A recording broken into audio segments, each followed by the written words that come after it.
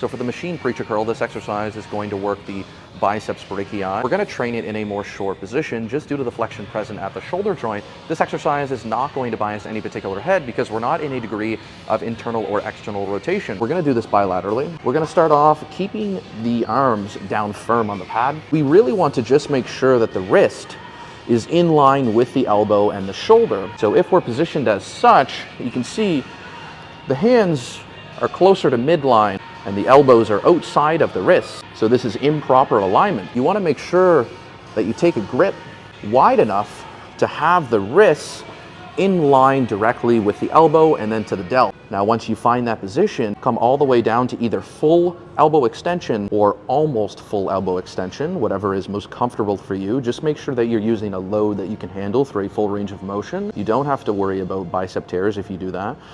Come all the way up to about 90 degrees or slightly higher, and then control the load all the way back down. Nice and slow. Come back up, squeeze here for a second, and then control back down again.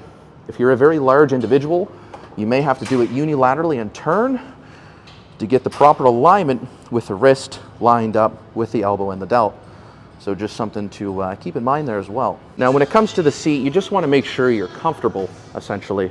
So you want to make sure you are up high enough to keep the back of the arms down on the pad firm while being comfortably positioned and stable. So certainly find your preferable seat height. You may have to play around with the settings. The only thing that you do want to prevent is anterior shifting of the head of the humerus.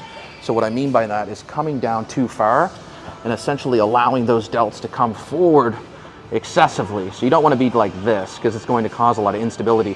Stay back here, go as low as you can comfortably, and then come back up, squeeze for a second, control back down.